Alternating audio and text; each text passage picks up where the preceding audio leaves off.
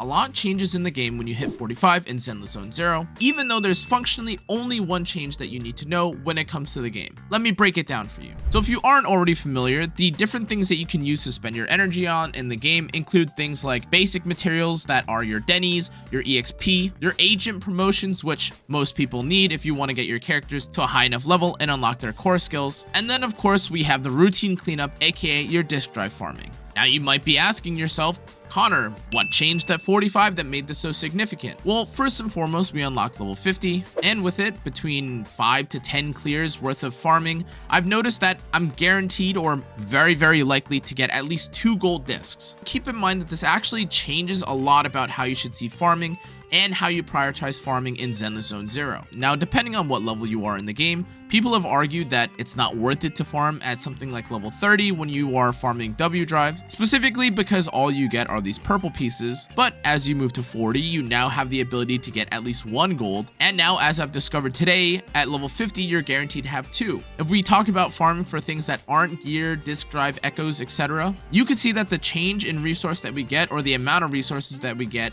changes as well, with us now receiving 18 to 20 of these ether plating agents. And for things like your skill enhances, you now have the ability to get specialized physical chips. The issue with this is that when you unlock these things and when you should be farming certain things varies because they are all dependent on your challenge level. So the real question is, when should you gear farm? When should you prioritize in leveling your agents? And that's the question I hope to answer today. So as you can see right now, a lot of my characters range between 50 and 40, and I've been trying out a lot of the characters just because I think they're fun. And of course, for building a best team guides video, you'd like to actually test the characters out. But let's take Grace for example, because that's going to be the most relevant character in this case. Take a look at the stats, the investment that I have in her in terms of skills, and even her gear, all of which are level 15. And I have a level 50 weapon for her as well. In terms of everything we know about Grace, her damage multipliers, what makes her perform very well, we know that things like attack and anomaly proficiency are super important. So therefore, something like your gear and upgrading things like your flat attack, your anomaly mastery, your electric damage bonus, and the anomaly proficiency that you have on this character are all going to be very important. So if you want a character that does very well, and that's likely what you're going to be farming for, the first thing that you should consider is her gear. However, if you take a look at her skills, the amount of damage that you gain, or specifically the damage multipliers, all the different multipliers here increase when you level up from level 7 to level 8. So again, we have another thing to consider. It may be worth it for you to specifically farm out skills as well. The second piece of the puzzle for building a good character is their skills. Now here's what you need to take away from this. The first thing that you have access to farm when it comes to ZenlessZoneZero, as soon as you're given the ability to use your stamina, is going to be leveling up and farming your character with their base stats.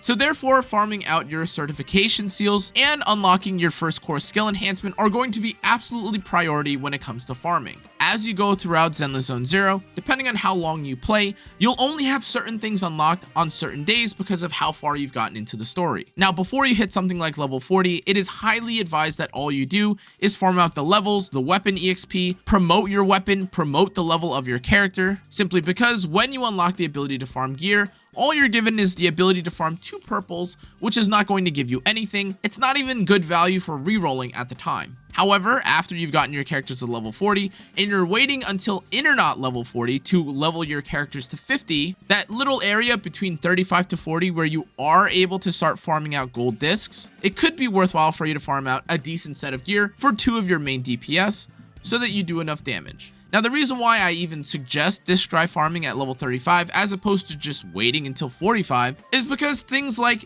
the anomaly proficiency, your anomaly mastery, flat attack depending on what character you have, all contribute a lot towards you actually being able to do anything in the game, including Hollow Zero, Shiyu defense, you name it. Now, prior to level 35, definitely upgrade the level of your agents, upgrade their skills, upgrade your weapons, promote their weapons. But once you hit 35, at least consider upgrading a position 2 or slot 2 disk drive just so you have the flat attack increase. Don't upgrade something super grief though. It will still help to have some of your ideal main stats.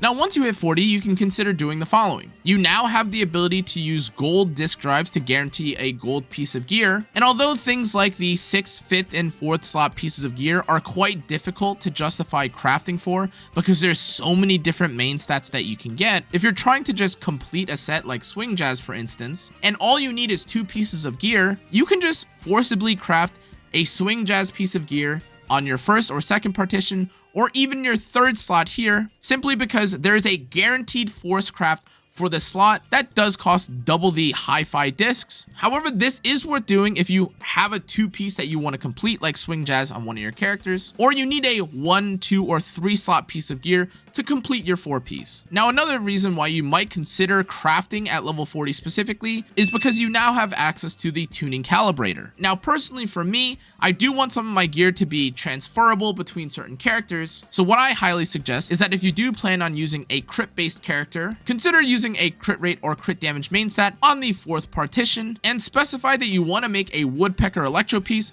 just because it gives you 8% crit rate, and there's a chance that you could either use it as a 4-piece set, a 2-piece set, and it's usable on pretty much any crit rate character in the game. Something also worth considering but can be kind of dangerous to use this orientation on right now is something like Anomaly Mastery, your impact, or even something like Anomaly Proficiency on the 4th slot as well. Now, if you aren't familiar with Anomaly Mastery and Anomaly Proficiency, they are the crit rate, the crit damage of debuffers. They highly influence the damage and how consistent or how smooth the DPS of your debuffers are, and even for a stat like impact, you are pretty much going to be using a dazer or stunner in a lot of different teams when it comes to ZenlessZoneZero, so investing in a main stat impact may also be something that you consider. However, I don't recommend this nearly as much as investing in something like Anomaly Mastery or the crit rates that I mentioned earlier.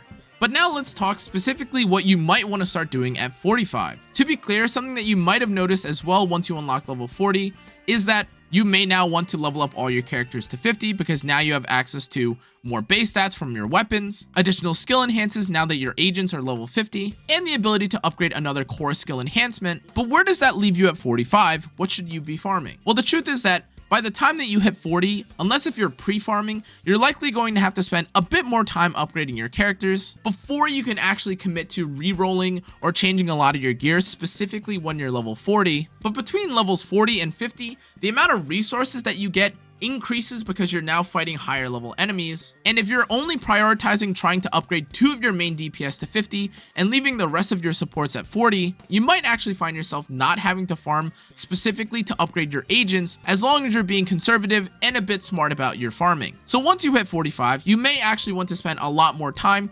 specifically farming out for the set that you want. And for me personally, I spent a lot of time farming out Swing Jazz because I wanted the supported pieces on my supports like Rena, and any pieces that I got for Chaotic Metal, I'd inevitably end up using on Juyen anyways. Furthermore, if I really didn't like the piece or if the piece was completely unusable, it was defense main stat like this one, I can now just reroll the pieces and use them to get a new fancy dancy piece, maybe in the 1, 2, or 3 slot, or if I was really a gambler, I could use the hi-fi discs that I get to reroll in the 4th, 5th, or 6th slot. However, I just want to preface that in terms of value in general, it is definitely safest to be upgrading your agents up until the point that you are 45. However, for a lot of people, if you're only focused on leveling a couple of characters and you don't really care about the other characters' skill levels, you'll likely end up farming gear anyways before this point. Just know that statistically and in a lot of cases, you may find people arguing for only farming at 45. But now that I'm 45, you may also be wondering, well, what changes in the rest of the game? Is there anything else that changes? What do your dailies look like? Well, it's funny that you mentioned that because the more and more that I play beyond 40, it feels like there's actually a lot more to do than I thought. In terms of the main story and new lore,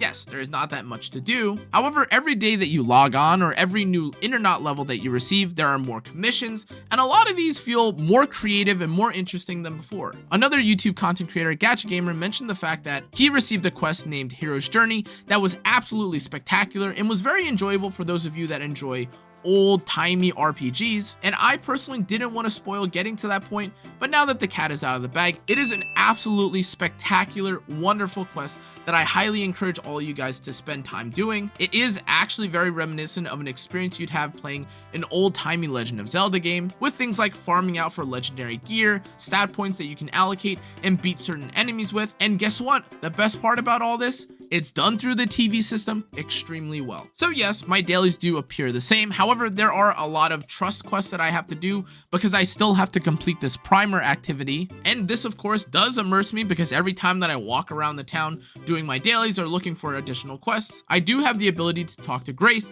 I talk to Lycone, I talk to anyone, and it does make the game feel a little bit more lively. But I do also have commissions, the hope that at the next level that I hit, there will be something as wonderful as the Hero's Journey quest coming right up to give me not only insane amounts of Internet EXP or rewards as well, spoiler alert, it does give you a lot, but also a new wonderful experience, something that I'll enjoy doing either through the TV system, through combat, and that's a surprise, especially since a lot of games, once you hit the end game, have nothing else for you, and you're kind of just waiting until version 1.1, 1.2, 2.0 to come out. If you're curious as well, at level 45, you do also gain access to Withering Garden, which is another endgame activity that you can complete, specifically through Hollow Zero. But take a look at the rewards that you get from this. You get a Boopon coupon, you get Internet credits, you get a bunch of resources for upgrading your performance in Hollow Zero, and depending on how far it appears you get in the activity, you also get tuning calibrators, hi-fi master copies. This is an absolutely insane activity. So to be honest guys, once you hit 45 in ZenlessZoneZero, there is a lot that gets introduced to you as well, and hey, the combat is quite difficult even at this point, but similar to other gacha games, Wuthering Waves, Star Rail, Genshin, whatever gacha game you want to talk about, Epic 7, Nikkei, it does still feel like there is something to do for ZenlessZoneZero at the end game, and though we are at the point where it may feel like we're starting to get into the dailies rotation, there's still quests that show up every day, there's new activities, it still feels like there are new things incrementally for me to do as I continue to level up day by day, and I think that's pretty cool. Now I do want to preface that in terms of how I spent a lot of my stamina and farming, I did do a lot of farming, especially in the 35 to 40 range, when I definitely could have been doing stuff like agent skills, and my account status right now will definitely look a little bit different than yours depending on how you choose to prioritize your stats. But between my dailies, between drinking coffee, doing all the activities I can, and farming, this is what I found to be the most efficient when it comes to ZenlessZoneZero. Thanks again for watching guys, hope you learned something. If you did, make sure to like, comment, turn on the notification bell, and subscribe. Let me know what you think about ZenlessZoneZero, where you guys are in the game, and if there's anything you would change as well. And I'll see you on the next one. Stay safe, stay healthy, good night. You made it to the end of another ZenlessZoneZero video. Click on the video above if you want to watch more content from me. Thank you again for watching, everyone. I'll see you all next time. Bye-bye. Bye-bye.